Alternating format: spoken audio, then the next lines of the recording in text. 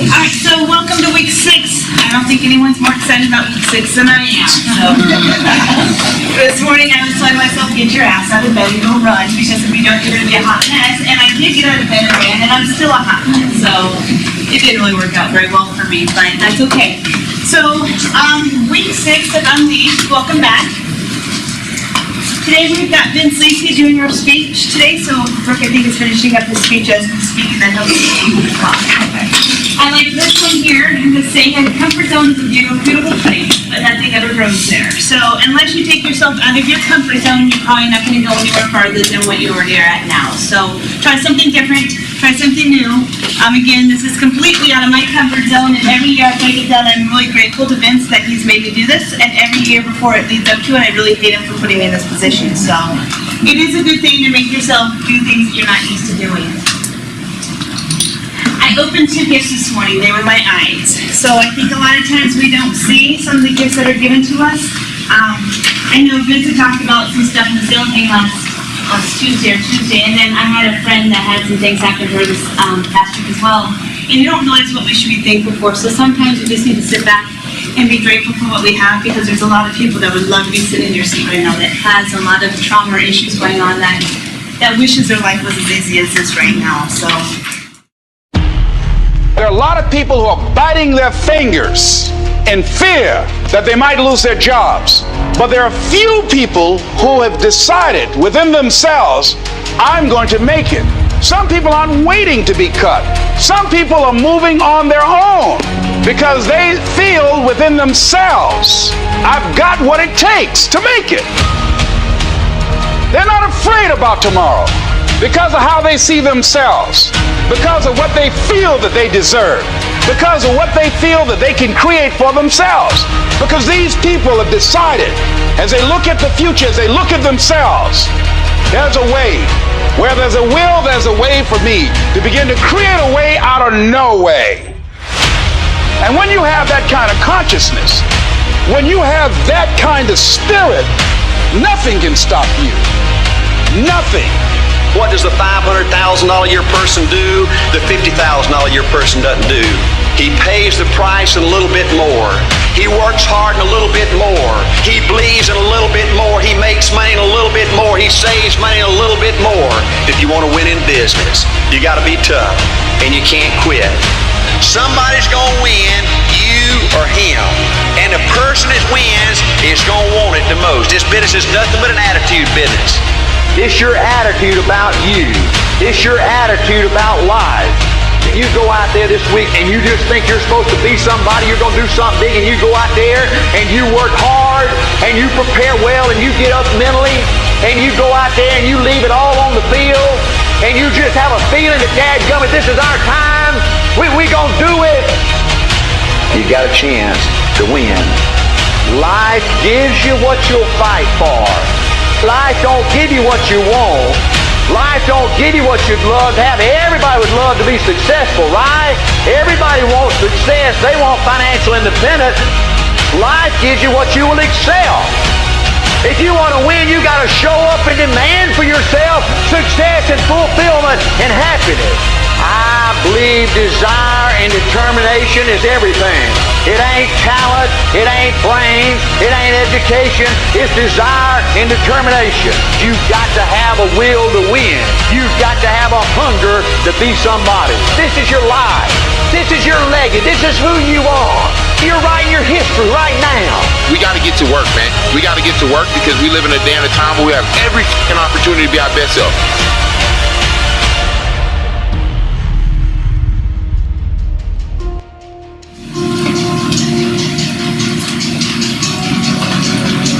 If you guys would keep the lights for one more time, please, I'd appreciate it. So this one I liked for the fact that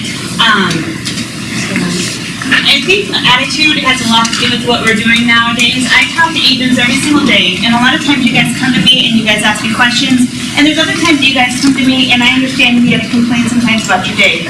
But I have some that come to me all the time complaining about how they have no business, how all their clients suck, you know, that they can't sell anything. And I think their attitude is what's actually getting in their way. They have it in their head that this is what they're destined to get, and so that's what they get. They don't have the right attitude, thinking that I can make whatever I want out of today, and I can go pick up a few clients today. They have it in their mindset already that, I'm going to get these crappy clients, they're going to waste my time, I'm not going to sell anything. So I think if you have the attitude and the determination that you can actually achieve anything that you want to. Stay positive and make things happen. So mental toughness is doing what you're supposed to do, even on the days that you don't feel like doing it. There's days that I don't want to get out of bed and go to the gym, but I know when I look in the mirror, if I don't, I'm going to call myself names and be all mad at myself. So that's my biggest hang-up. I'm good at working. I work my butt off. My husband hates me most of the time because I'm always working, but to me, my big hang-up is my body. So, that's where I have my hiccups at. I can go to work all the time. I don't need $500,000 to make me happy. I'm comfortable in my life. But that's where I have to drive myself a little bit harder. So, to get into some ideas for you guys, what you have to do as an agent, there's a lot of ideas and things that agents have to do in order to be successful in business. You have to do lead generation, lead conversion, you gotta have a contract manager, a listing procedure, closing procedure, marketing materials, accounting systems, hiring procedures, and team member retention. So if you have a team, that would be one of the things on your items that you have to do. But there's a lot of items and components that go into being a real estate agent. So I think that you need to make sure that you have some processes down, and hopefully this class is giving you a few. And if not, if there's something that you guys are struggling with, come to me and I'll help somebody with, find you somebody that might be better in that area than what you are. So I've got an agent that came to me from last week asking if they can mirror somebody for a listing presentation. I'm going to ask one of our agents in the office, I haven't ran into her yet, if she'll let this person mirror her. That's kind of our attitude here at Berkshire Hathaway. We want to share ideas and make sure that everyone else has the great tools to succeed. So if there's something that you haven't got from this class, come and find me, and I will try to hook you up with somebody that will be able to help you out if I can't do it for you. Some other areas that you can get some of your clients through the internet, past client sphere of influence, open houses. Right now, open houses, I've got some newer agents and some existing agents that are killing it at open houses. If you're not doing open houses, or if you are doing open houses and not getting clients, maybe come and see me and we can hook you up with someone that is doing open houses very well, so maybe you can mirror them and see what they're doing, and that way you can take some of their tools back with you. Farming is a great way. I know everyone thinks it's kind of old school, farming in neighborhoods, but I think being consistent in the neighborhood, it takes between 12 and 24 months to actually get results from that.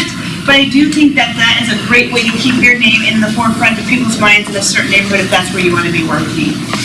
And for sell by owners right now, I think for sell by owners and expireds and cancels are a great source of business because you're seeing more of them now. For sell by owners who are worn down, they're not selling their houses like they were in the spring. So if by chance you're not getting for sell by owners, create a path for yourself. I have an agent, Mike Christensen, that made some for sale by owner letters for me that we were sharing through some of our mastermind groups. So if you want some of those that you might like wanting to share to a for sale by owner, let me know and I'll send them to you as well. With the internet going, or the email going down, I did not get all the emails inputted, but I think they just made my life a little easier. So hopefully this week, maybe tomorrow, I can start getting all those emails inputted from this class. And if there's something that you guys want, email me directly and I'll send it to you. If not, I'll start shooting out the things that I've told you I'm going to send to you via email. So know where your buyer's coming from. I think tracking your business, if you're not, keeping on a spreadsheet, or at least keeping some type of mental note, I think keeping it tracked is the best. Find out where your buyers are coming from. Are they coming from a referral source? Are you getting them off the internet? Are you getting them out of open houses? If you know where your sources of business are coming from, it's going to help you be more successful. So those are the areas that you can keep on focusing on. That maybe you spend a little bit more money on, a little bit more time on. So a lot of the buyers are coming right now. 50% of them are coming off the internet. 34 of them are coming from a real estate agent. Some of them are calling from yard signs. We've got a friend or a neighbor or a relative that will refer them. And then, print advertisements, very small nowadays. So I know Vince has made comments about trying to get out of the World Herald just because costs are so astronomical. I think the print advertising has started to kind of go by the wayside, and the social media and the live videos and the Facebook boosting and all that is now the new advertising. And it's a little bit cheaper than the print advertising too. So if you're not doing it, consider doing it. I've got some agents that are also doing some boosting, so if you don't know how to, let me know. And I will try and hook you up with them because it's not me that can show you. Yes, sir. Just real quick, I've had a couple of open houses on a couple of my properties, and when people come through, I always ask them, where did you hear about the open house? Right. And I've still had some success with the World Herald. Are you? So I've had some people that And as saying that they conventional still look agents, you get the free one-liners. So if you want to, go ahead and put the one-liners in. I mean, it's not gonna cost you anything. If you don't know, in order to get your open house to feed into the other websites, you do have to put it via MLS as an open house. But I mean, I don't think print is dead by no means, because I know a lot of agents still that are successful are using it. But I do think it's kind of more of a time in the past, because the younger generation isn't getting the paper still. It's kind of the older generation that's getting it. But they're still buying houses, so I don't think it's something that I would quit if it's working for you. So there's lots of sources of business. And here I just kind of gave a handout to all of you guys as well about all different sources of business. So if you're not getting one of these, it's just another form of you to be able to prospect. So just kind of giving you some ideas, kind of helping you kind of jog your memory a little bit on people that you might not be putting up for business. I give me some here as well. So my dreams are worthless, my plans are dust, my goals are impossible, and all are of no value unless they're followed by an action. I kind of like this one because it's not really uplifting, but you know what, it could be if you follow it with an action. So you could have the dreams that you want, you could have the goals that you achieve to have, but if you're not doing the actions, you're not going to get that. So it's kind of a nice reminder, unless you're willing to do something or change your systems, you're not going to have the results that you guys want. So that kind of went in conclusion with this, 7 levels of communication. So there's different impacts each one of these levels of communication will have with your clients. So advertising, this is kind of your informational zone. Direct mail, again, is one of the things that we've spoken about, farming possibly. Electronic communication, emails are good, but really they have a smaller open rate compared to some of the other things that you can do with your clients. Now, the other areas that are a little more influential with your clients and people that you're trying to hit up are handwritten notes. Every time you get a handwritten note in the mail, I mean, me personally, if I see something from State Farm or something like that, I rip it up and I don't even open it up. But if there's a handwritten note, that's the first thing I open because I want to say, who the heck wrote me a letter? And so people are still writing handwritten notes, and if you're not, you should, because people are opening up and they really do appreciate it. It puts a smile on their face, and you're going to be one of the few people in the world that's actually still doing it. Phone calls. I know that text messaging has come kind of more prevalent now in today's time, but phone calls are still good. I have a friend that just got transferred out for a job in Texas, and I called her up just saying, hey, I'm so happy for you. And she was scared, and so we sat and talked for like 25 minutes, and I'm referring her to an agent in Texas and selling her house. And it was just because I picked up the phone to see how she was doing, because I'd seen that she had gotten a new job.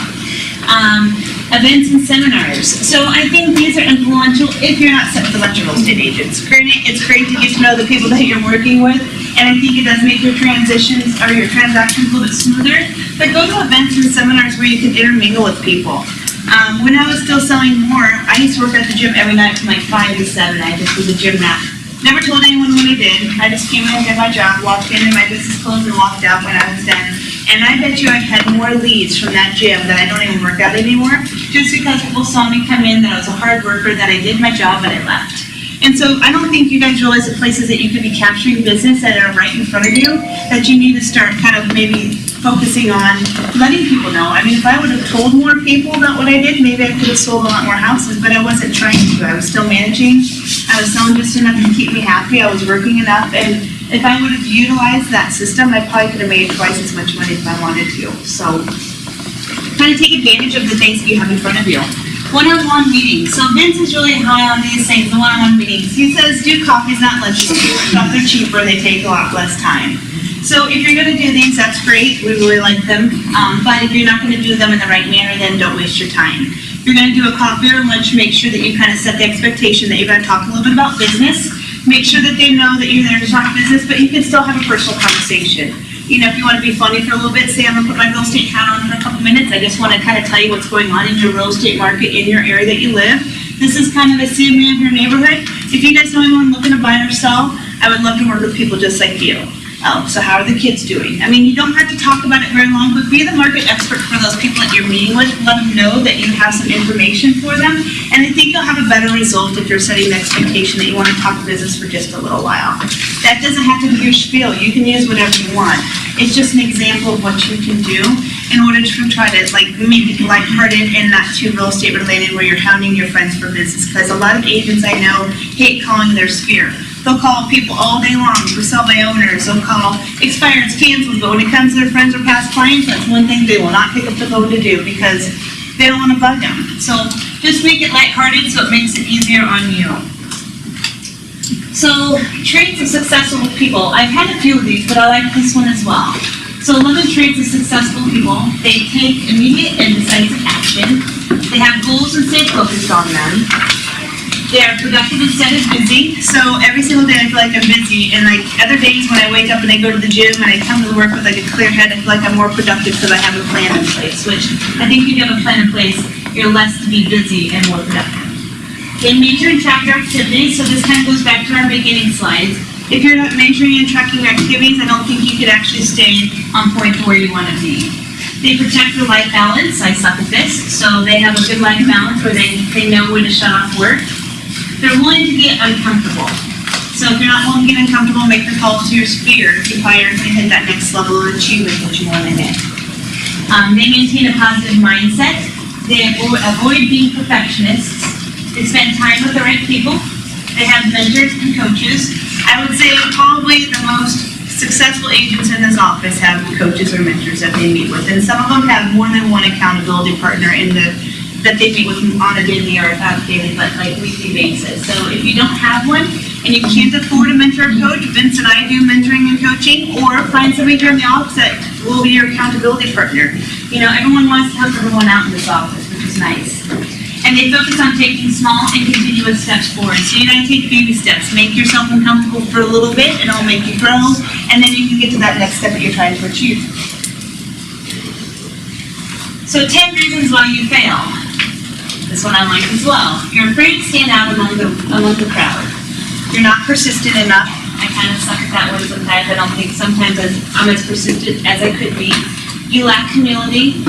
You fail to network and build strong relationships. You'd rather argue against advice instead of taking it. I've learned I need to take advice better and just shut up sometimes. So I know there's a few of us in this class. I'm not looking at you. I want you to know I quit taking the world hell a long time ago. You're too distracted. You don't take responsibility for what happens in your life. You don't believe it's possible. You're afraid to care. And deep down, you just don't think you deserve what you want. So I was listening to a podcast the other morning, and it was talking about flipping or something like that, because it's between that and like the morning, Miracle Morning I listen to a lot. And it was saying, you know, if you blame others, then you're not really growing. But if you take that as like, I grew from that, and I learned from that, and I experienced something from that, then that's going to take you to another level. So I had a pretty craptastic experience, and I was like really in my own head, like, why was I treated this way? And then after listening to this podcast the other day, I'm like, you know what? I'm really grateful for this experience because I learned a ton from it. I know what I'm not going to do next time. I know I can save money this way. And so I think if you take a little bit of good out of something that's bad and grow from it, it will help you excel and exceed into a better person and a stronger person and make you want to achieve more by recognizing that, you know, you don't blame somebody for something that went wrong. You just take that and learn from it and grow from it. So that was one of my podcasts I heard the other day that I loved. There's a powerful driving force inside every human being that once unleashed can make any vision, dream, and desire a reality. Anthony Robbins. So I have like a few of his sayings this past year, and I like this one a lot. So I think that once you let go of what you have inside of you and you let go of the fear and you kind of push yourself past that limit that you're not usually going past, I think that you can achieve way more than you think is possible. I'm finding that within myself, and I'm seeing it within a lot of people here in this office. When they put themselves in an uncomfortable position and push themselves out of the comfort zone, they're really achieving way more than I think they ever even set forth to do. So I like this one a lot. You only fail when you stop trying. So I know things get tough and we get down and we get crabby and we're like, I'm not doing that ever again. Don't let that happen to you. You know, if you quit trying, quit doing things, then you're going to end up that person that isn't going to achieve what they want to achieve. Right now it's a tough market, and Vince has said there's a lot of agents that are considering getting part-time jobs and part-time, you know, agents that are considering getting out of business. You know, in 2008, there was a lot of agents that did the same thing, but if they weathered through the storm, they made it, and they made it really strong, and they're still here today. So I'm going to tell you now, do not stop. Do not fail. Keep on pushing. Even when those days suck, when sometimes you think you have a deal and it falls apart at the last minute, or a buyer decides to change their mind. Don't let that make you stop. Keep on pushing harder and do things that are going to get you outside your box and push you to that point of success. So, Brian Kays was kind enough, and you're sweet like that, to come in and teach us a little bit about the Home Snap app. So I did put some stuff in your guys' packet this week about the Home Snap, and I hope that you guys have all downloaded the app like he had asked. So I'm going to kind of get Brian to pull on this one. Okay, I'm gonna hold this. Okay. Testing. Testing, 1, 2. No, I can do this. Okay, while I'm setting this up, who has an iPhone? Oh, who are my Android people? Yes, you guys have your lives together. Good. All right. I'm going to be having Kit up here as my accountability partner. Hopefully you guys all have one. Kit is going to be casting her iPhone up to this screen. Okay, so you'll be able to see what Home Snap looks like on an iPhone. I'm going to be putting my Android on this screen. So all the good people look over here. All the evil people look over here. All right. So while I'm setting up the Apple TV so that Kit can cast up here, look on page 7 in your books, your handouts, if you have not downloaded Home Snap yet, because I'm going to actually walk through. Part of this is we learn a lot of stuff and we write some notes, but I want you to be able to actually have your phone in your hand, click through what I'm clicking on so that you guys get a feel for Home Snap a little bit more tangible. That's my goal here. I'm just going to share 2 tips that I do. I was an early adopter to Home Snap. I learned about it first when I was the chairman of YPN group at OABR before the OABR put it in place. So just a couple of quick tidbits, and then I'm going to ask if anybody uses Home Snap already. Is anybody? Good. Okay. So if you guys have something you want to share and you want me to click through up here with the rest of us, please let me know at the end here. So I'm going to set up the Apple TV up here really quick. If you have not downloaded Home Snap, you can search in your Google Play or your iPhone Play Store, Home Snap, just like it sounds. Download it quick. Page 7 in your handouts will show you how to step-by-step add your MLS ID, things like that. So hold on just 1 second. One says Home Snap and one says Home Snap Pro. Home Snap, either one will take you to where you need to go. Okay? Thanks. I know that's, yeah. I would maybe go with the Pro and probably we'll do better. But I'm going to put this together here. Can you guys all see the TVs? So again, this is what Android will look like, Home Snap. Okay, let me get to home screen here. When you first open up Home Snap, it will probably look something like this. A map, or it could take you, when you're first setting it up, to something that looks like this with your MLS information, your picture, things like that. Okay, here's Kit's, and it does look, the reason why I'm having iPhone and Android, they look a little different. The Home Snap looks a little different, as you can see. So, the couple of things, who does open houses? You know, almost everybody, right? Here's what I learned about Home Snap is that and you probably have heard this if you've heard anything about Home Snap, once you send something, invite to connect to Home Snap. Oh yeah, it did. Yeah, mirror. Once you send an invite to anyone for Home Snap and they click on it, so a prospect or a client, it now brands them to you. So they will only, if they look at any houses on Home Snap, they will only see your information. So they will not see, like, yeah, what's up? Yep, and that's what I'm going to go through. Yep. So this is the reason why I'm going to show you this, how to click through it and invite somebody from an open house. That's what I have learned that I do that really, really helps very, very well to where then they just see me from then on. All right. So on any home, let's say, as long as this is going to... On any home, Kit, will you go to that 1528 South 169th again? Show them here.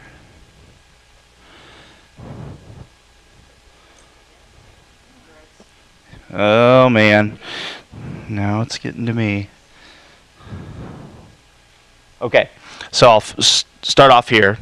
So this is one of my listings. I sat at an open house last Sunday. During the open house, I had 5 people through. At that time, I have them sign in. I have them sign in a different way. I hand them a tablet. People like having phone in their hand or tablet. Some people use a sign-in sheet. Some people just ask them their name. What I really need to do is capture either an email or a phone number, because that's what will help with doing this. So when I capture that email or phone number, I will go into my listing. I have this open. I do not have the printout of the MLS information sitting out for them to grab.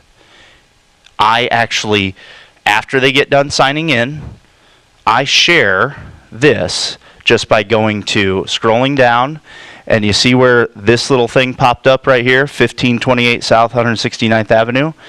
If Kit hits that little discussion button, which mine is not showing up. Yes, when you get there, you have to scroll down first. Now, I type in their phone number at the top. I don't need to have them already saved in my phone or anything like that. I can just type in their phone number, 402-740-0187. There you go. She has me saved in hers, but if you don't, doesn't matter. She can hit return.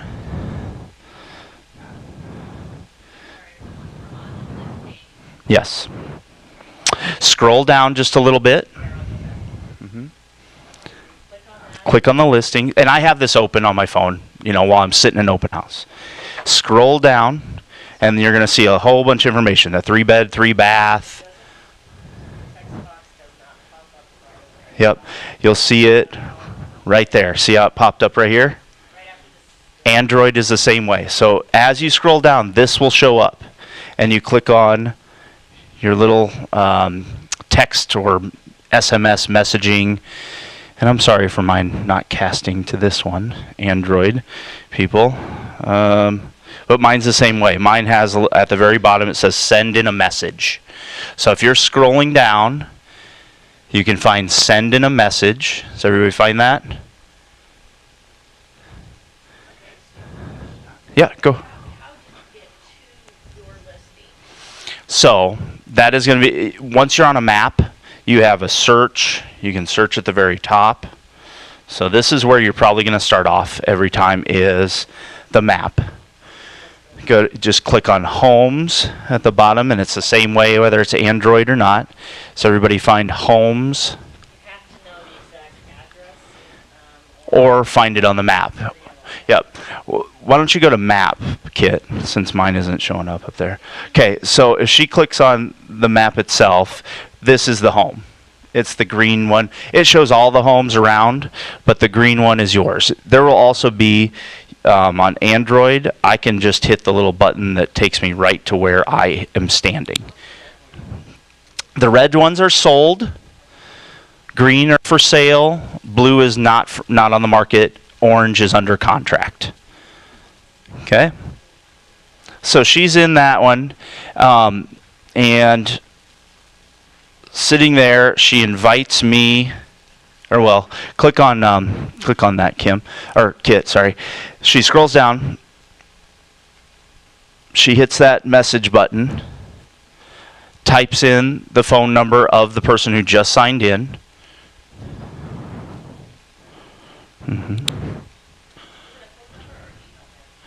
You can do either. No. Because it's branded to you, it will, when you're sending it to this person who just walked in, who you've never met, except for that handshake and hi, how you doing? Oh, what brought you here?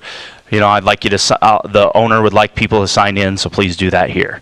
They start walking off, I immediately have this open and I send this to them right away. Is it working?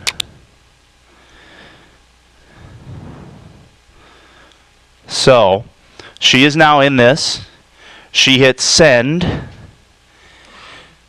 It looks like this. A conversation, okay, so if they don't have HomeSnap, that's okay. It shows up in a text if it's their phone number. And no matter what kind of phone it is. Yes, as a text, though, with a link that says, please check out this home. Well, you know what I say? Hey, I just sent you the information about this home digitally. Go ahead and click on that while you're walking around the house. They click on it 90% of the time because I don't keep those sheets sitting out. All the information, the taxes, the square footage, everything like that is now in digital form on their phone already. They're used to that. They're used to looking on Zillow or wherever. Yes, and if it's an email, it shows up as a text link as well. Click on it. It takes them to this, even if they don't have HomeSnap.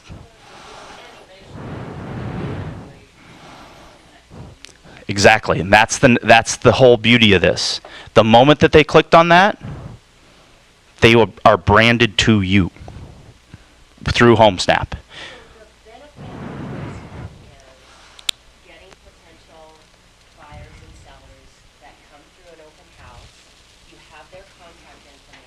Correct. And you send them all of the MLS information digitally. Correct. Any other, and beyond that, then you can follow up with them. Correct. So it then saves it. Now, it will prompt them to download the HomeSnap app. That's why HomeSnap did this, right? Is so that they want their app used as much as possible. So it will prompt them to download the HomeSnap app at some point in time.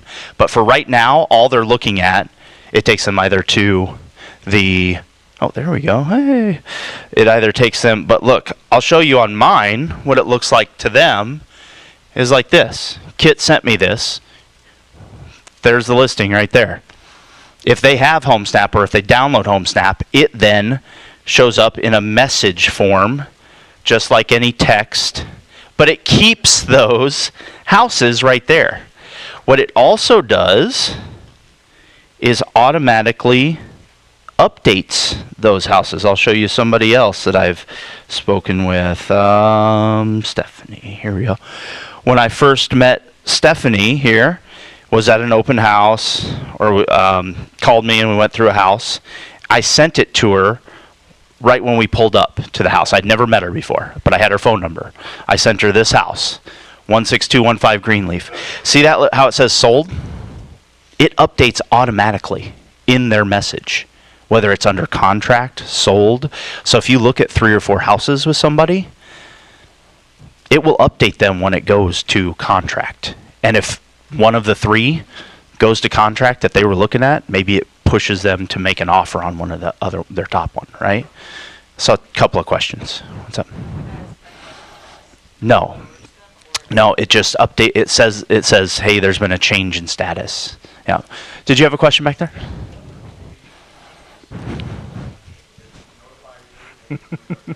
No, it does not.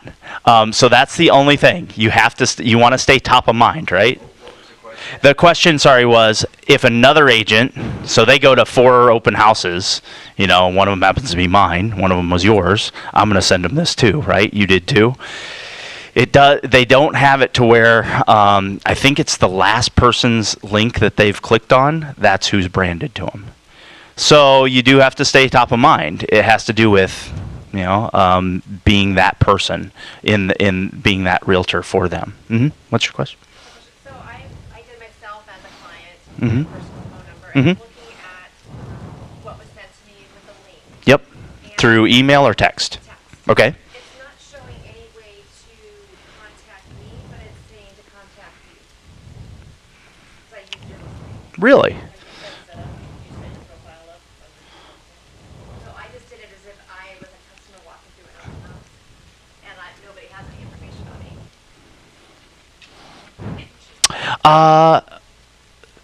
Okay, wait. What's your name? Sorry. Lisa? You might be in my phone, and I may have already invited you to HomeSnap. Because I've invited my entire sphere of influence to HomeSnap. No. But there is a way. If a client of yours wants to make sure that they are seeing your stuff, you can help them walk through that and things. Hey, click on this, and it will eventually get to where it's branded to you. But I think I've invited you through HomeSnap, so the first link you might have ever clicked on might have been mine at some point. So I'm sorry for that, but I'm not sorry. Sorry, not sorry. Sorry. Go right ahead. It's real similar to hers. Mm-hmm. What if you're sitting in an open house for another agent? It's their listing. Correct.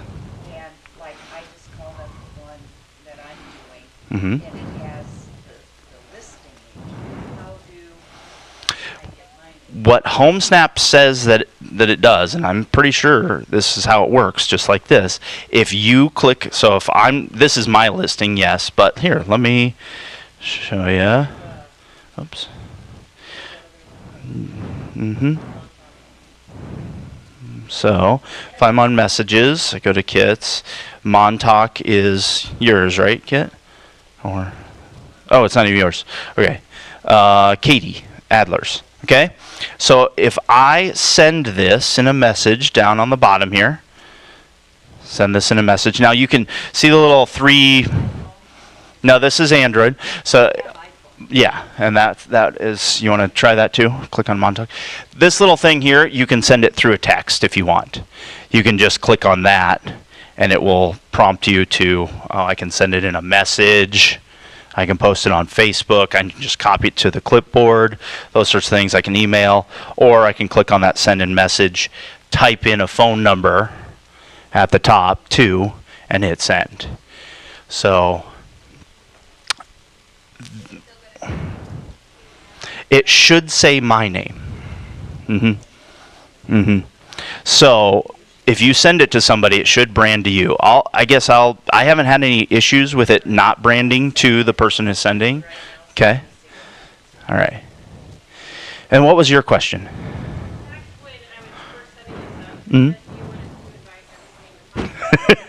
Yes, it does. Yeah. Yeah, and I can show you where that is if you want towards the end here.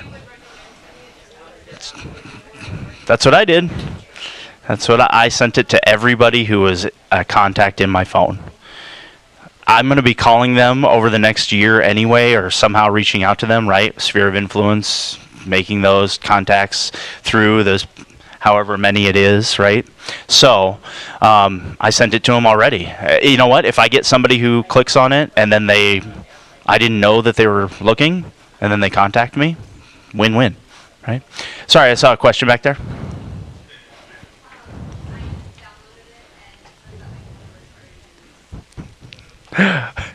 Sorry, not sorry. I probably invited you too. Yes.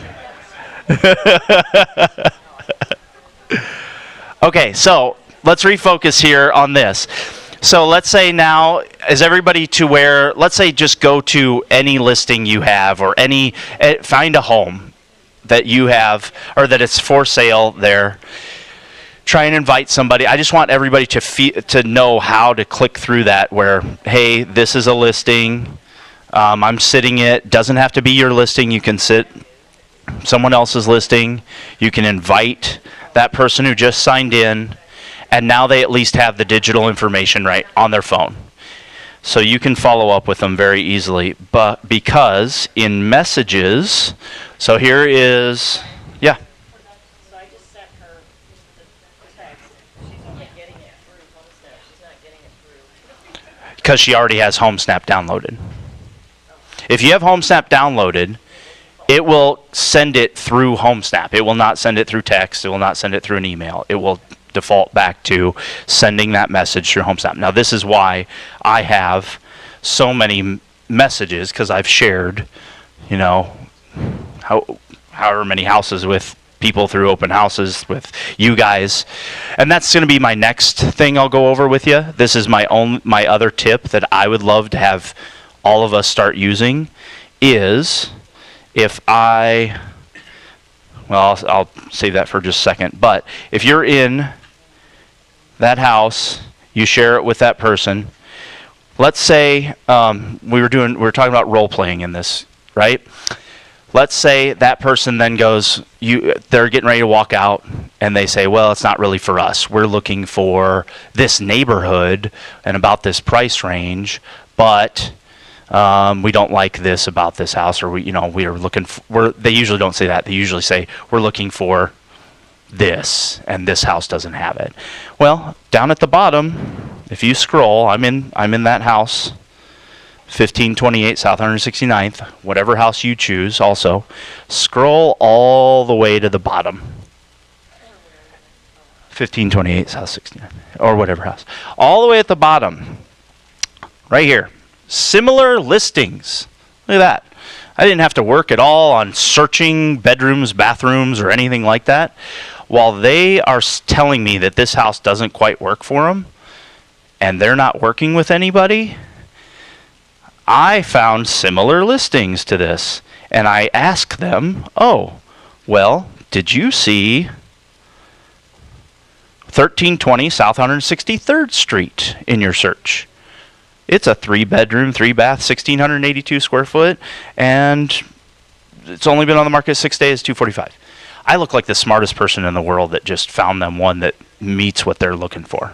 It does, send the link, it does still show. Really? Huh. It should not. No, that shouldn't be it. It should be. It might be because you're an agent then. It is possible. At all? Okay. I will find out about that. I'll try and email, and we'll get information out. Because as far as I know, HomeSnap is one of the main reasons is because it then brands to you. So. What would keep you from branding everything that's listed to yourself? Anytime anybody goes there. I plead the fifth. No, not at all. Yeah, I did. So I then set, if they like that, I usually say, hey, it has this, it has what you're talking about. And they're like, oh, really? We didn't see that one, or it's brand new, right? Yeah. So, and I will go over, I then send them that one right then and there. I have their phone number. I send it in a message. I say recent messages. It was Kit who if that was the person who walked through, or I just was talking with Laura yesterday about this. So, I can send it to them right away.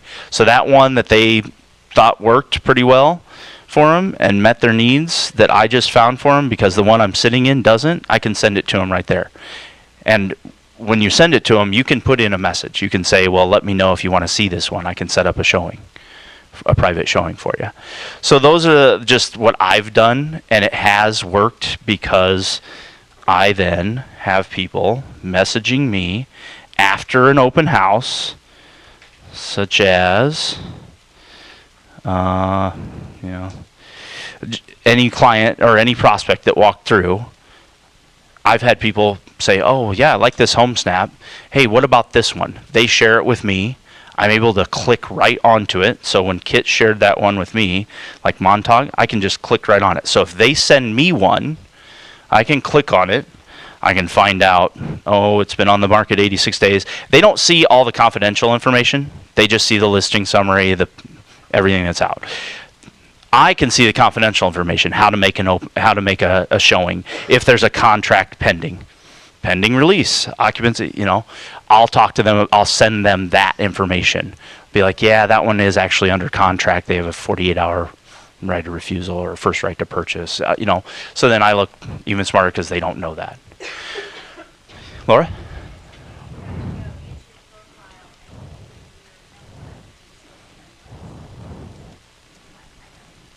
You did. You got rid of it? Oh, well, dang it. Okay. So it sounds like if you are then a registered realtor. when you, like on page 7 in your handouts, when you're setting this up and you put in your MLS. You're like, okay, David? So that little 3 dots down in the bottom right, I think when she scrolls down on a home, it will kind of show up similar. Did we figure that out? So mine, Android, you press those 3 dots right there. I can share it on Facebook, the link and everything like that. So Android users scroll on a home, scroll down, any home, just pick any home whatsoever. Scroll down, and then click in iPhone, it's this box with the arrow coming up out of it. So click on that, Kit. And you see this, it gives you other options. If you want to copy the link, if you want to email it, and I think if you scroll over, yep, you can share it on Facebook, on Twitter. That's the link. And if they click on that link, David, it will take them to that house. Yep. Directions. You can. So I do this also with all my showings. So if I have an actual client who I'm going out to 3 houses showing wise, I send all 3 of them through HomeSnap to them. I say, this is the first one we're going to, this is the second, this is the third. If we're not leaving to go showings for like 2 days and one of them goes pending, they see it. And I know we're not going to that one. Right? Question? Yes, you have to be in that home, scroll down, and hit send in message for each one of them. But how easy is that? If you already know the addresses and you know where you're going, click on it, send it to them in a message. The other thing, I'll get past this. Now, if you guys, any of you want more information about this or want to sit down, call me, text me, send me a HomeSnap message. And I will meet with you. I'm downstairs by one of the meeting rooms, not the ping pong one, but the one on the other side of the admin team, right across from there. Stop by. I'm in the office. I'll walk through HomeSnap with you. Kit and I have been doing that quite a bit. Everybody. So anybody who asks. So I'm fine with that. Here's the other thing that I do that saves me a lot of time and hopefully benefits my fellow realtors. Yeah, I will for sure. I showed this home listed by Terry.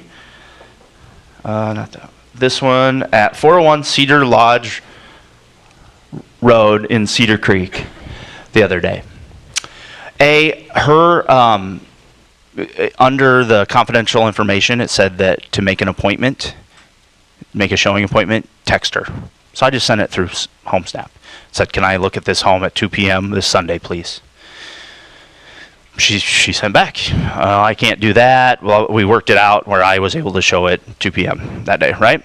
So while I'm in the home, I have this open. I was literally walking around the house with my prospects that I'd never met before, but went out there and to show them. Don't do that. Be safe. Meet with them first. I'm giving them the tax stuff. I'm giving them all the confidential information. If they really like the home, the associated docs are on here. I can share them with them right from here. All of the stuff that you put in associated docs is on HomeSnap. Okay? So I could share that with them right then. I look like the smartest realtor in the world, even though my brain does not have enough room for this stuff at all. So I then also have, it has commute times, so you can set up addresses for commute times, which is great. Things like that, property lines. But the thing I want to hit on right now is that right up here, it says Terry and Candace. They're related agents. They're the listing agent and co-listing agent.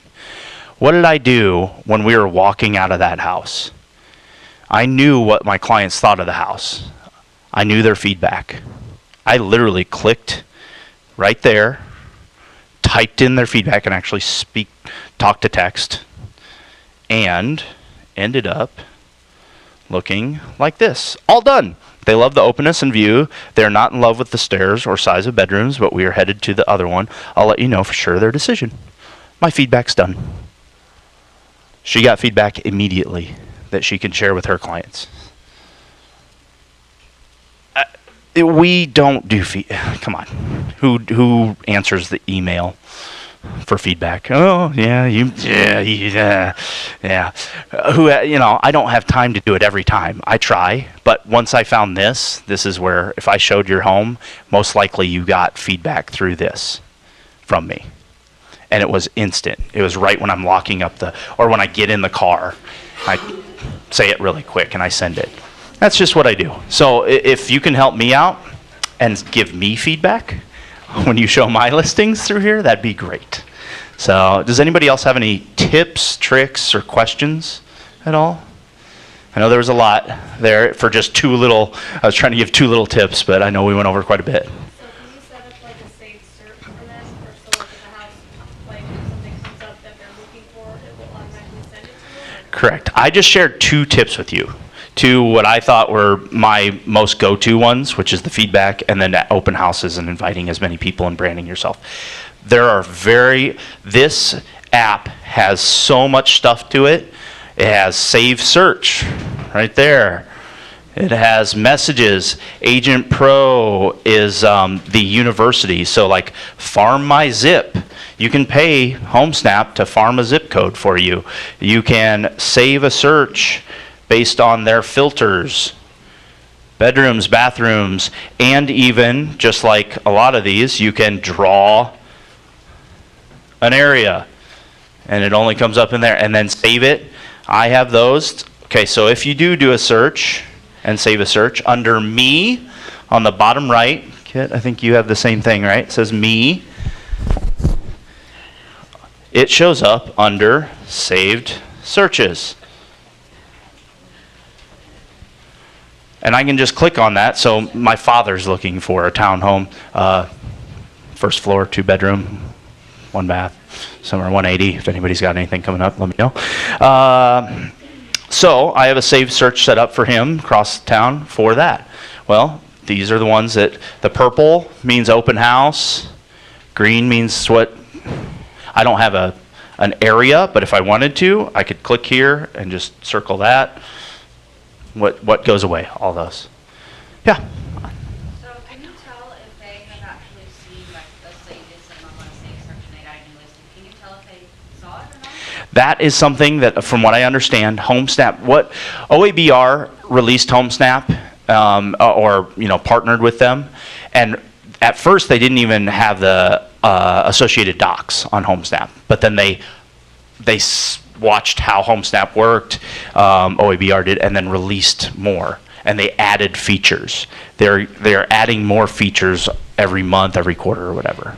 But if you guys want more, I know I don't want to take up any more of the time. I know this is a difference maker in regards to some things, but if you have questions, like I said, downstairs or anything like that, or email me, call me, send me HomeSnap, whatever works. But give the feedback at least.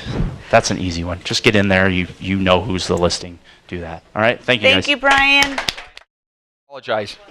We're gonna start this. We're gonna play a quick video, and then we're gonna roll into this. And anytime throughout the process, if you have questions, hit me. Facing the Giants. Any of those who've been around for a long time have seen me play this before. It's not even funny, dude. Oh, it is. So, Coach, how strong is Westview this year? A lot stronger than we are. You already written Friday night down as a loss, Brock? Well, not if I know we could beat them. Come here, Brock. You too, Jeremy. What, am I in trouble now? Not yet. I want to see you do the death crawl again, except I want to see your absolute best. What, you want me to go to the 30? I think you can go to the 50. 50? I can go to the 50 if nobody's on my back. I think you can do it with Jeremy on your back. But even if you can, I want you to promise me you're going to do your best. All right. Your best. Okay. You going to give me your best? I'm going to give you my best. All right, one more thing. I want you to do it blindfolded. Why? Because I want you giving up at a certain point when you can go further. Get down. Jeremy, get on his back. Now get a good tight hold, Jeremy. All right, let's go, Brock. Keep your knees off the ground, just your hands and feet. There you go. A little bit left. A little bit left. I bet he does it. There you go, baby. There you go. I bet he don't even make it. Show me good effort. That way, Brock. You keep coming. There you go. It's a good start. A little bit left. A little bit left. There you go, Brock.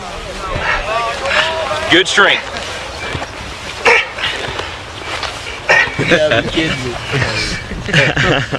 That's it, Brock. That's it.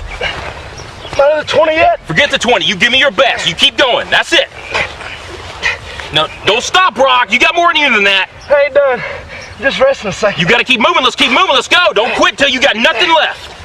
There you go. Keep moving. Keep moving. Keep moving, Brock. That's it. You keep driving. Keep your knees off the ground. Keep driving it. Your very best. Your very best. Your very best. Keep moving, Brock. That's it. That's it. That's it. Keep going. Don't quit on me. Keep going. Keep driving it. Keep your knees off the ground. That's it. Your very best. Don't quit on me. Your very best. Keep driving. Keep driving. There you go. There you go. That's it. You keep driving. Keep your knees off the ground. Keep driving it. Don't quit till you got nothing left. Keep moving, Brock. That's it. That's it. That's it. Keep going. I want everything you got. Come on, keep going. It hurts. Don't quit on me. Your very best. Keep driving. Keep driving. There you go. There you go. He's heavy. I know he's heavy. I'm bad out of strength. Then you negotiate with your body to find more strength, but don't you give up on me, Brock. You keep going, you hear me? You keep going, you're doing good. You keep going. Do not quit on me. You keep going. It hurts. I know it hurts. You keep going. You keep going. It's all hard from here. 30 more steps. You keep going, Brock. Come on. Keep going. Burn. And let it burn. Ours are burning. It's all hard. You keep going, Brock. Come on. Come on. Keep going. You promised me your best. Your best. Don't stop. Keep going. Too hard. It's not too hard. You keep going. Come on, Brock. Give me more. Give me more. Keep going.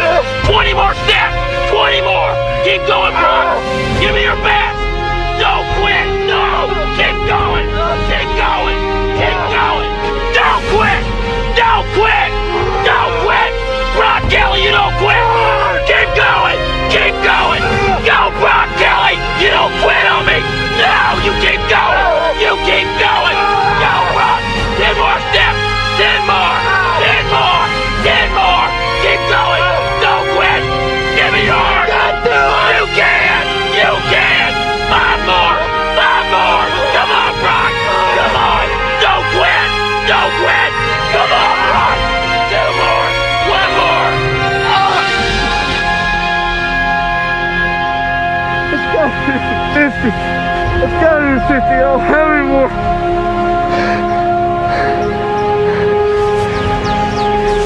Look up, Brock. You're in the end zone.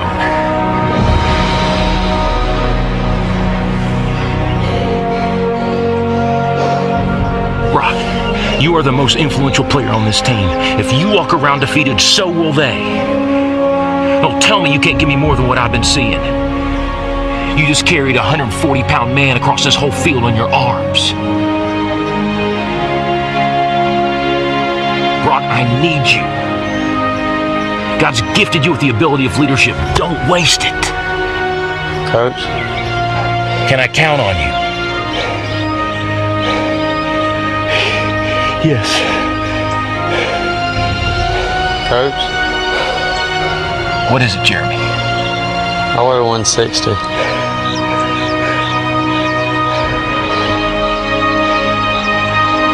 Give me your best. Don't quit. It's all heart from here. Does he get across the field without the coach pushing him? There's no way. I've listened to professors talk about mindset, coaching, and talent before. And this professor said that basically your success will be determined by those 3 things. But only 20 to 25% of your success is going to be your God-given talent. 20 to 25% of your success is going to be the coaching. But 50% of it is up here. And that's ultimately, at the end of the day, when you look at the best, the most successful, the super achievers at anything in life, mindset is the most important thing for them to be successful. If he doesn't change his mind, his body doesn't get across it. If that coach isn't pushing him, it's a combination of those. And that's who we are as an organization. Our DNA is to make sure we're doing coaching and accountability to push you, to help you to get where you want to be. And here's the truth. Every single one of you guys is a leader. You're a leader of your business. Your business may be a business of one, or it may be a team that's a business of many. You're a leader within your family. You're leaders in many parts of your life. And ultimately, at the end of the day, I think one of the lessons that comes out of here is we've got to believe in ourselves before it's reasonable to expect others to believe in us. Because see, if we don't believe in ourselves and we're talking about things that we're not confident in, that we just don't believe, other people see through that. That's the reason I'm never a huge fan of a script. I know David says that I believe in scripts. But I'm not a huge fan of a script and saying, just say what I just said here. Because if you don't believe in that, you're not comfortable in saying that, that's going to be expressed to the buyers, the sellers, and the people you're dealing with. Okay? So, mindset is absolutely essential, guys. You got to understand that's what's going to get you there. But also, you do need coaching. You've got to be able to see things outside of your own vision. You need to have people there tweak you, push you, encourage you in the process. And accountability. We had a mastermind group yesterday, one of our top producing mastermind groups. Every one of the groups over a $10 million producer. This thing keeps falling off me, sorry. And we're going around because everything we're doing in every mastermind group right now is the 1-3-6. Goal setting. What are the 3 things we're going to do? What are the things we need to stop doing? And one of the people got to it and they were talking about doing their schedule. I want to talk about that later, about time management. But when we were done this conversation, about half those people in that group, or close to them, probably have coaches, right? But most of the people in the group agreed, let's, at the beginning of every week, set a schedule and send it out to somebody else. Because it's weird. Human behavior is so weird. When we pay somebody to do something that we know we should do, and when someone we have to report back holds us accountable to something we already know we should do, we're more likely to do it. It is so stupid. It's crazy. And I said, everybody was going around that room yesterday talking about the things that they need to do to be successful and hit their goals next year. And there was really nothing new in there other than changing their mindset, changing the behavior, and figuring out how they did it. And accountability is a big part of that. So we love that, and we think that that's important for you. The other thing is, I think if you start something that's important to you, it should be just as important to finish it. If you're passionate, you're excited, and you're energetic about something you start, don't quit, right? Finish the thing. And how you finish it oftentimes matters more than where you finish. If it was important enough to start, make sure you finish what you're doing.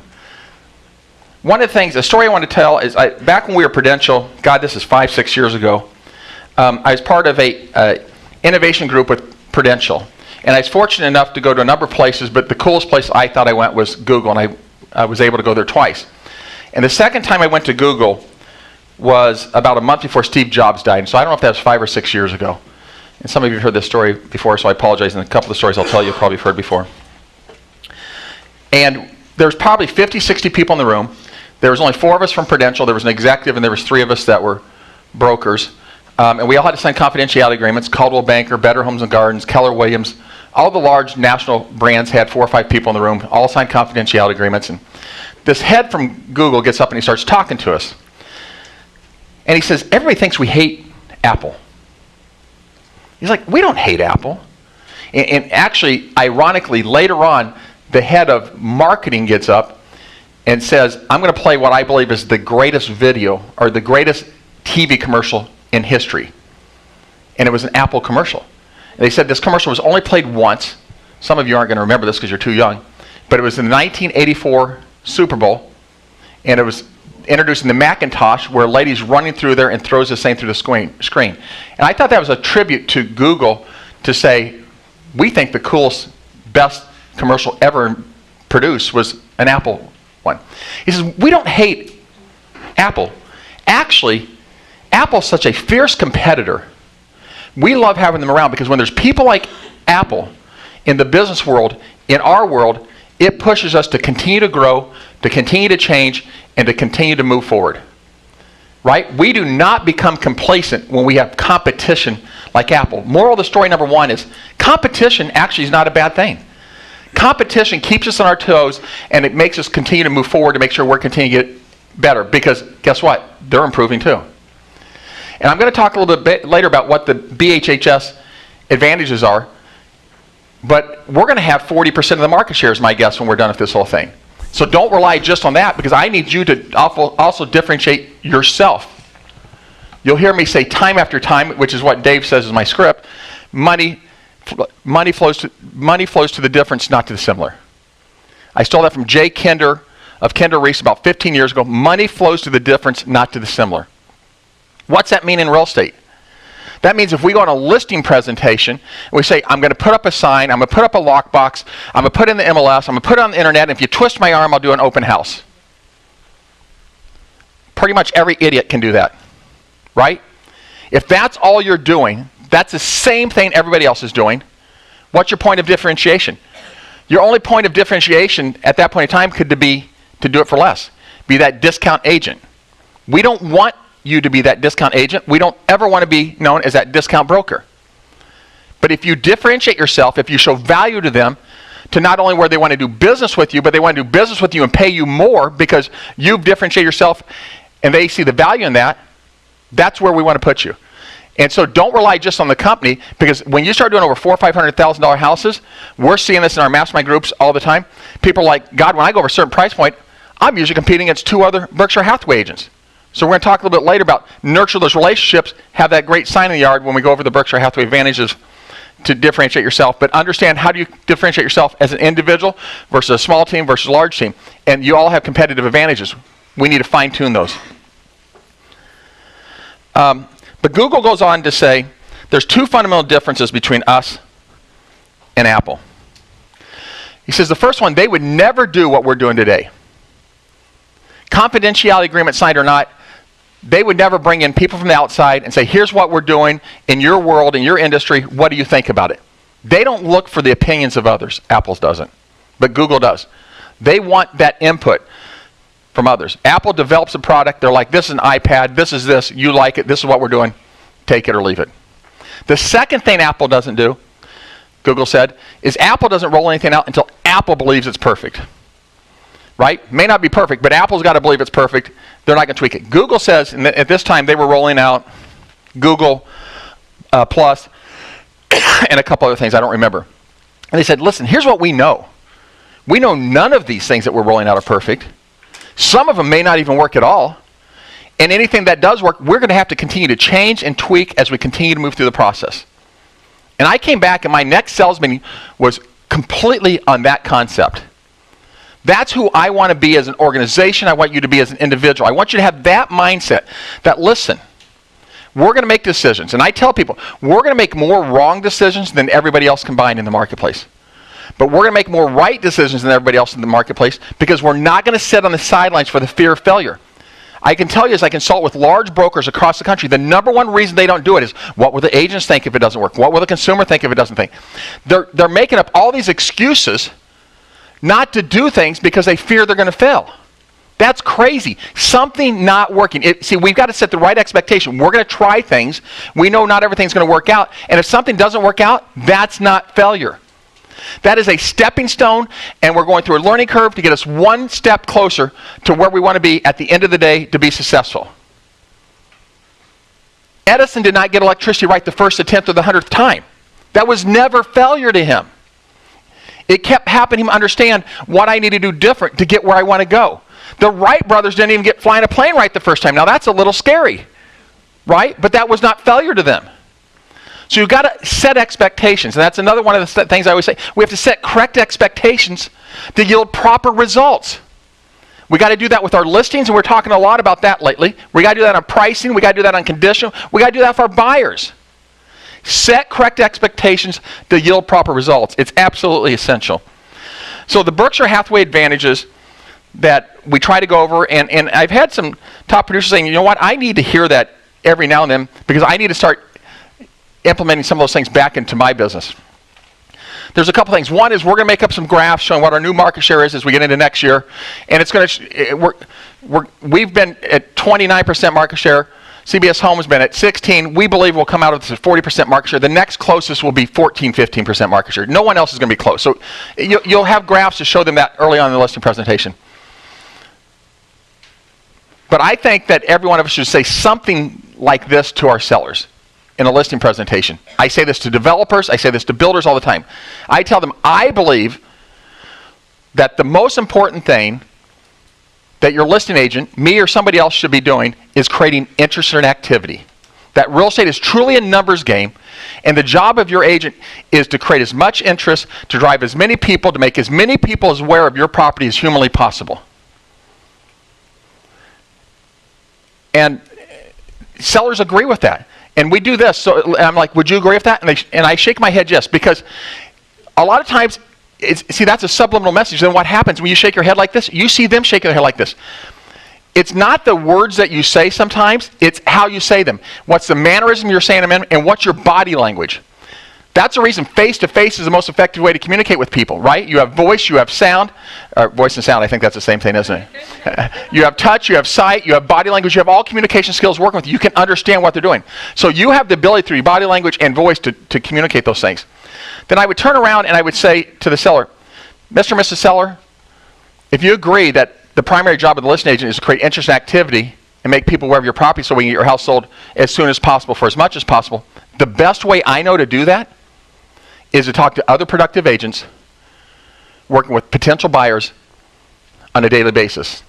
And I showed you earlier, that we're the largest broker in the state of Nebraska by quite some ways. But the office I work out of, so for anyone that's going to work out of this stuff, the office I work out of here is the most productive residential brick and mortar office in North America.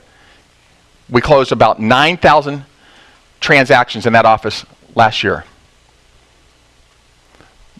I'm going to go around and I'm going to talk on a daily basis to other agents I see that are productive agents working with potential buyers on a daily basis. We have a huge competitive advantage, Mr. and Mrs. Seller. Nobody has a larger network of potential buyers working with agents out of one location than we do in North America. Nobody close in this market share. That's going to allow us to create interest and activity. When we walk around, we can talk about the buyers we have and the sellers we have to bring them together to create interest and activity. In addition to that, we have a private Facebook page where we post these type of things. I'm getting this listing, or I'm looking for that does that same thing. That's huge to help you get your property sold. The second thing is that the most motivated buyer in the marketplace, which we don't have as many of today, but there's still plenty of them out there, is the relocating buyer. The relocating buyer is the most motivated buyer in the marketplace because typically they have a job they got to start at a specific date. Most of them have a family they would like to get moved here as soon as possible.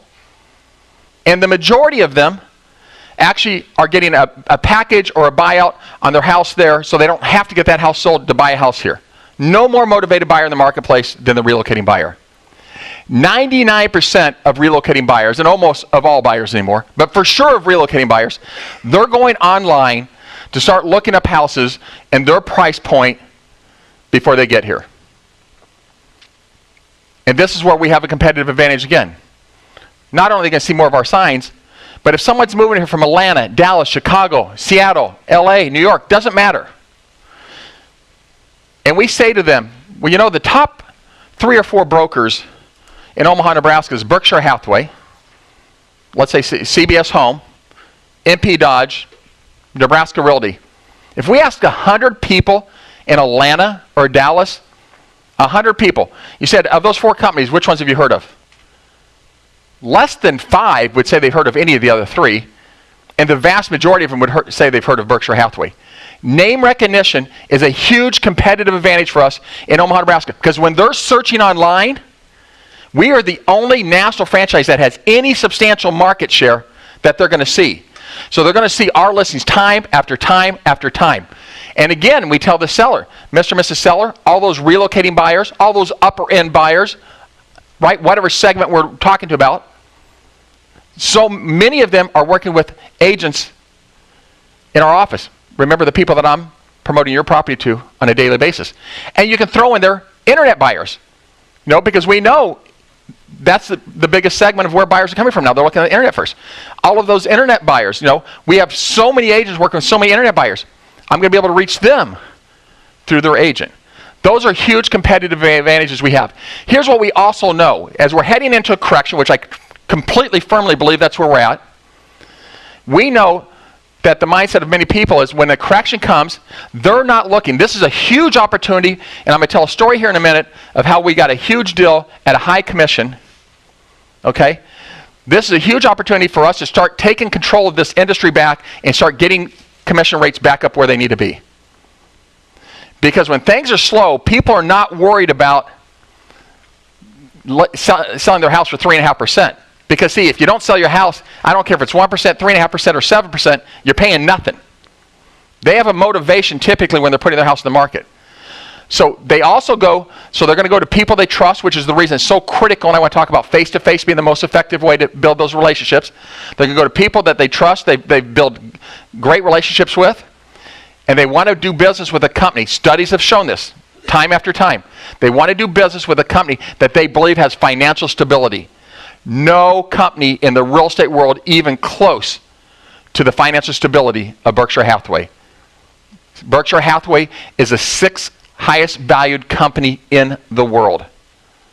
So use these things, differentiate yourself. And then let's make sure if you want to get together with Heather or I, and I'm going to start coaching some of the CBS home managers too, we're happy to help figure out what is your point of differentiation that we can help you differentiate yourself from other people in the marketplace.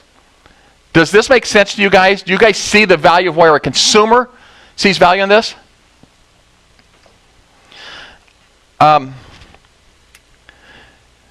Face-to-face. No ifs, ands, or buts about this. Face-to-face is the most effective way.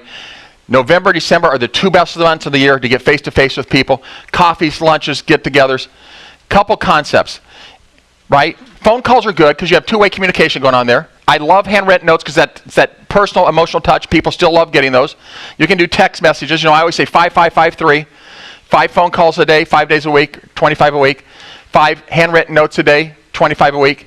Go to social media to find those things.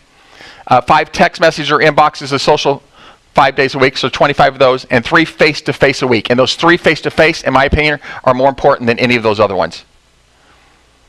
So when you do that, we'll send out that cheat sheet we have on face-to-face nurturing, building relationships to everybody in the class. I want to give you 3 concepts that I'd love you to follow. One is make them feel special. Don't tell them you're calling 20, 30, 40, 50 people to get together for coffee or lunch. Sit down and say, I'm calling a few people that I trust and value their opinion. I've always respected you. You've been great at building and nurturing relationships. You've been successful with this. You're going to say different things to different people. But say things that make them feel special. Okay? Second of all, set the correct expectation. Again, got to set correct expectations to yield proper results. If you call them and say, let's get together for a drink or a breakfast or whatever to get caught up, and you don't mention anything about real estate, it's going to be really hard to ask a referral question 2 or 3 different times. Call them and say, I'd like to get together, and I want to get caught up, figure out what's going on in your life, and tell you what's going on in mine. But you know what? I would like to spend a few minutes talking about real estate and figure out how can I take my business to the next level. I'd really love your input and advice on that. You've now set the expectation. However you want to say that, I don't care. Don't listen to my words. Listen to the concept. You've now set an expectation that you do want to spend a few minutes talking about real estate. They may be more prepared. One, they'll be more prepared when you ask for the referral question because you've set that expectation. But 2 is they might even be prepared and have an idea of someone that they can think of, they can refer you to. And the third thing is talk about your passion and your energy and your love for the business. Everybody that I ever have interviewed that's getting into the real estate business has a smile on their face, this energy, this excitement, and this passion. People are drawn to passion, energy, and excitement. Say, I love what I'm doing. I'm trying to figure out how to take my business to the next level. I'm calling a few people they trust and value their opinion to get together with me, get caught up in what's going on in their life, but to sit down and brainstorm to figure out what can I do to grow that business next level. So set the right expectations, show that passion, energy, and excitement. What was the third thing? Make them feel special. And this is where I want you to use social media as a vehicle to enhance the relationship building business. So before you make that call, go onto Facebook or something like that. See if there's something they've posted in the last month or 2 about their kids, about a vacation, about something that's been special or important in their life. And say, I saw on Facebook that a couple months ago you guys took a vacation to Colorado. It looks like that was a lot of fun. I saw that your kid just won this soccer tournament. You know, looks like they're having a really great year. Something like, but use social media as a vehicle to enhance what you're doing there.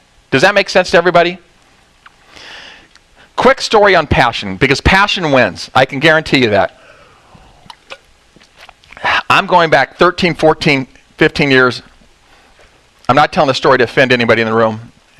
And Marty Cohen's not in the room, so that helps me. Condos started coming to Omaha, right? Downtown, remember they started doing all these condo projects about 2004, 5, somewhere around that time frame. Nobody had really done anything down there. Tasha and Jen were over at MP Dodge at the time, and they did some apartment conversions, but no big projects. So the very first big, large condo project where brokers were asked to come in and give presentations to do the projects was the BB Runyon project. It was 80 units and $30 million. 2004, that was huge, okay? 3 brokers were invited to make a pitch to them. The first was CBS Home. Joe Valenti went down. He took Marty Cohen, and Marty and Alan, they were like top 3, 4 in the marketplace back then. Their numbers were huge, killing it. And I think Andy Bach went down, if I'm not mistaken. CBS Home at that time had over 40% market share. MP Dodge had over 20% market share. Mike Reedman went down with Tasha and Jen, who was a logical choice because they are the only ones that quite honestly had absolutely any knowledge of the condo market. And then they invited us down at 5% market share or less. I took down Lori Paul, who had been in the business 1 year over at CBS for my first meeting, and later we had Karen Fries, who was a part-time agent. So I remember a couple of years after this project started, I was at a social event and I was talking to Lori's husband, Chris Paul, and for some reason we started talking about the BB Runyon project and downtown condos, and she's like, you know, the first time you went down there, she was absolutely scared to death. She was absolutely positively convinced CBS was going to bring PowerPoints and slides and be professional and have this whole presentation just to woo these developers. And she said she didn't think you were going to have anything. So we get in our car, we're driving downtown together because these are out-of-town developers, they're staying at a hotel. And I called her this morning because I said, I haven't told the story in about 3 years, 2-3 years. I said, I want to make sure I got this story right. And I didn't have it right, and she corrected me. And so we're driving down there. She's not saying a word. She looks over me. She says, Vince, what are you taking with you? I'm like, you. Now her worst fears are coming true. I don't have a PowerPoint. I don't have a slide. I don't have any presentation. She doesn't say another word for 5 minutes. And she says, Vince, can I ask you another question? I says, Lori, you can ask me any question you want. She says, well, what do you plan on saying? I'm like, I swear, I have no idea. I'm going to shoot from the hip and I'm going to hope for the best. Now, we get down there. She does not want to get out of the car. She's absolutely convinced we're going to crash and burn. Nothing good's going to come out of this thing. She's like, oh my God. I look at her because I know she doesn't want to go inside with me right now, okay? She'd be happy to walk across the street to the bar. I'm like, Lori, go in, be nice, smile. I'll do all the talking. Now, this is the best thing she's heard. She's like, good, you can crash and burn all by yourself. He dragged me alone. I had nothing to do with this. We're in this meeting for 2 hours. We come out, we look at each other, and we're both smiling. We've already got an appointment set up for the next day to go meet the developers at the building. We end up getting this project, $30 million. Like I said, we had added Karen Fries, who was a part-time person, also working at MUD at the time, so that didn't make me look any smarter in anybody's eyes. You know, one-year agent, a part-time agent, and us with little market share. Our chances of getting this, we thought, were very slim, to be honest with you. And the developers said, and by the way, we got a $30 million project at 6% commission. So don't be confused, because I think a lot of time people think people get deals by cutting the commission. I'm going to tell you a couple stories. That's not what we did. And that's the reason I'm really adamant about let's learn how to show value to get higher commissions. $30 million deal at 6% commission. That was a big deal to our company, let me tell you. The developer said they selected us because they believed that our passion as an organization and as agents was substantially greater than everybody else's, and that passion, energy, and excitement would be contagious to their buyers. Their buyers would see that, and they felt that we could get them more excited because I promised to stay involved in the process than the others. And this is not to say that Tosh and Jen doesn't have passion. They immediately came over and we kicked ass and we did a ton of projects down there. They have a great deal of passion. But I think Mike and Joe, nothing against them, I think they come in, they're trying to be professional, and they're not expressing that same energy and excitement. And I'm going to tell you, when you're with a seller and a listing about their house, they want to see that you're actually excited about their property also. And think about if you're in a model or something like that, walking people through, if you're excited about something versus going through and says, this is this, this is this, this is this, it's going to be easier to get them excited. And if you get them excited about the product because you're excited about the product, it's going to be easier for that buyer to buy that, and it is contagious. Benchmark, we went on to get the Benchmark bankruptcy, the largest bankruptcy in the state of Nebraska. We got that. That was public. I loved that because Joe went on and told the news that they offered to do it at 5%, which is true, and we offered to do it at 6%. Now, I was pissed off because we had to reduce the commission to 5.5% because Dodge and CBS Home both offered to do it at 5%. But again, we were coming in as the smallest broker at the highest commission rate, guys, on every downtown project. Every project we go into, we come in we will not discount it. They're going to see the value, and we can maybe negotiate later once they think we're the best person. But our job has got to be to listen to them first. So why did I not have anything? And I just met an hour and a half ago with a developer that says, I want you to get on the phone, I want to get back before Thanksgiving for you, and I want you to get a hold of some national people on a project, a huge project they want us to talk about. I had nothing prepared for that meeting. I had nothing prepared for the BB Runyon or Benchmark or anything else. My first conversation goes to building those relationships. Get in there, be likable, start connecting with them, listen to what they have to say because it's not about you, it's about them. Understand what is important to them, and then come back a second time on those projects with that builder or other projects you're trying to get. And then be knowledgeable, and then have a presentation, and then give them guidance. But I'm telling you, the developer said that passion, energy, and excitement from both the broker and the agent. Because we know Marty and Alan had great passion. We know Jen, and I saw Jen and Tasha, they killed it, and I saw their passion in presentation after presentation. But let us be a partner. If you've got a project with a builder, with anything that you want us to be involved with, we are happy. We love coming involved. I'll be happy to sit down with anybody you have to pitch things to help you get those deals. But don't be confused that doesn't happen.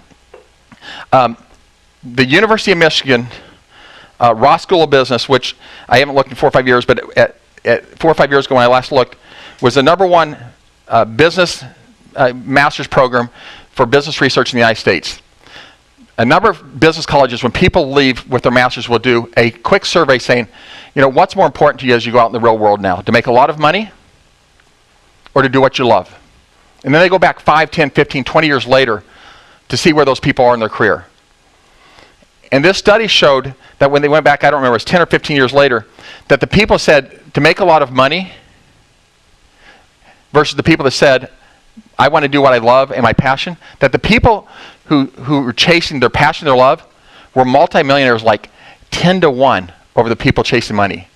See, and that's not a surprise to me, because if you have a love and a passion and desire to do something, it's easier to put in extra time, extra energy, and extra effort. When you have a love and a passion inside of you, it's easier to be great.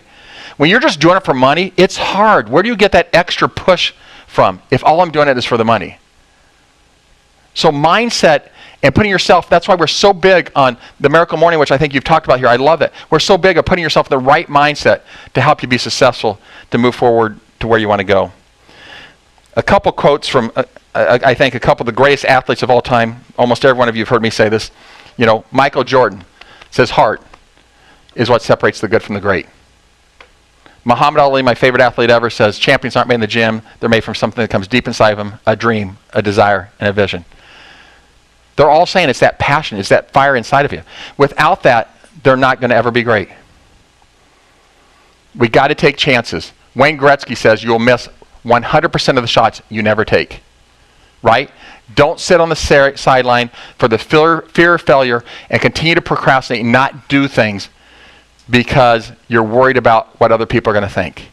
Believe in yourself, fine-tune your skills, and you'll continue to move forward. Time management. I know nobody loves this. I think people, when they hear us talking about coaching, they always believe, and I had someone come back to me later, they didn't come over and told me this, so then it really stuck in my mind, that when we're talking about coaching, all we're talking about is being more successful, making more money, and growing your business. And that is a component of what we're talking about. We do want you to be more successful, make more money, and grow your business. We're not confused about that. But see, we also want you to have that other aspect of your life. We want you to have balance in your life. We want you, why do we always coach on time management? Because we want you to be effective and efficient in what you're doing, to be more productive, to make more money. so you can have more money and more free time to do the things you love, the hobbies you have with the people you love. I'm going to read this. Some of you have heard this before. The magic bank account. I might need my cheaters. Imagine that you have the following prize. Imagine that you have won the following prize in a contest. Each morning, your bank would be deposited with $86,400 in your private account for your own personal use. However, the prize has rules. First, everything that you didn't spend during each day would be taken away from you. Second, you could not simply transfer the money into some other account. Third, you may only spend it. 4, each morning upon awakening, the bank opens your account with another $86,400 for that day. And 5, the bank can end the game without warning at any time and say, game over. It can close the account and you will not receive a new one. What would you personally do? Would you buy anything and everything you wanted? Not only for yourself, but for all the people you love and care for? Even for people you don't know, because you couldn't possibly spend all the money yourself. Right? You would try to spend every penny to use it all because you knew it would be replenished the next morning. Actually, the prize is real. The prize is time. We just don't seem to be able to see it. First, each morning we awaken and we receive 86,400 seconds as a gift of God, from God. Second, when we go to sleep at night, any remaining time will not be credited towards us. Third, what we haven't used up for that day will forever be lost. Fourth, yesterday will forever be gone. And 5, each morning your account will be refilled, but the bank can dissolve your account at any time without warning. So what will you do with your 86,400 seconds each day? Those seconds are worth so much more than the same amount in dollars. Think about it and remember to enjoy every second of your life, because time races by so much quicker than you think. So take care of yourself, be happy, love deeply, and enjoy life. Wishing you a wonderful and a beautiful day. Start spending your time now. Last quote. Never complain about growing old. Many people don't get the privilege to. I'm down to my last 10 minutes. Quick story on success. GE, one of the most successful companies in the history of the world. I was in New York City, I believe at a Riz Media meeting, 8-9 years ago. And I was having drinks with a number of the executives from a company called Douglas Elliman. Douglas Elliman at this time is the 3rd or 4th largest real estate company in the country. Corcoran and Douglas Elliman dominate the Manhattan, New York City real estate market. And we're going on for about an hour or two, and Laura Scott, who was at that time the number 2 person, kind of the right-hand person to Dottie, who's the CEO of the company, she says, Vince, you're going to love this story, because we're talking about culture and relationships and all of these type of coaching things here, just going on. And the more cocktails we have, the better the story's got.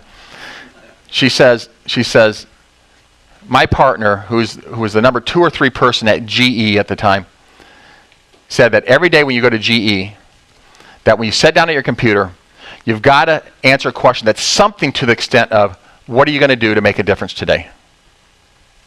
And that entry level day one, or an executive top in the company, if they do not answer that question, they do not get a log into their computer. And when they leave that evening, they need to answer a question, what did you do?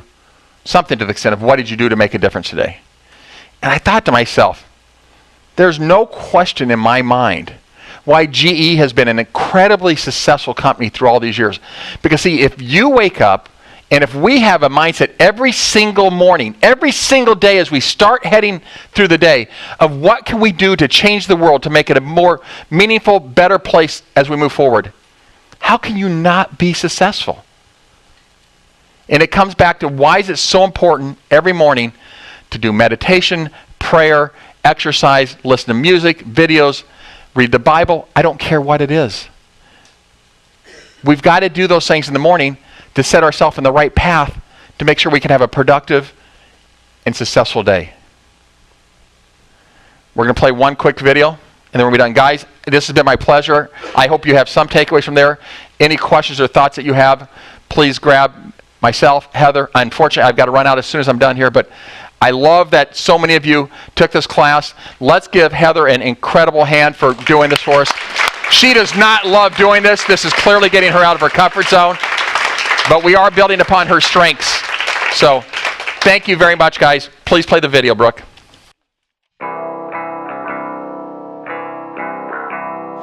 I don't mind where you come from, as long as you come to me. But I don't like illusions, I can't see them clearly. I don't care, no, I wouldn't dare to fix the twist in you. You've shown me eventually what you'll do. I don't mind, I don't care, as long as you're here. Go ahead, tell me you'll leave again. You'll just come back running, holding your scarred heart in hand. It's all the same, and I'll take you for who you are. If you take me for everything,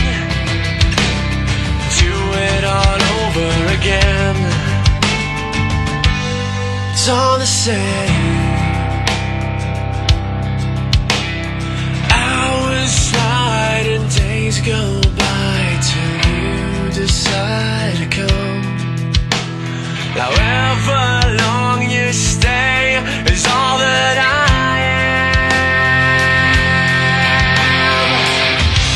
I don't mind, I don't care, as long as you're here. Go ahead, tell me you'll leave again. You'll just come back running, holding your scarred heart in hand. It's all the same, and I'll take you for who you are. If you take me for everything, do it all over again. It's always the same.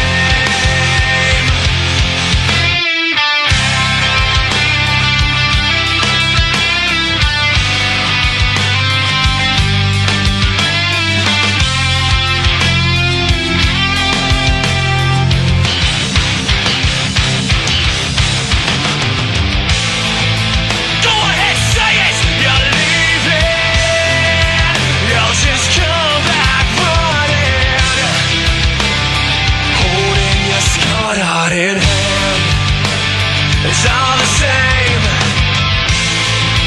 and I'll take you for who you are. If you take me for everything, do it all over again. It's all the same. Everybody up. 3 free hugs. Everybody.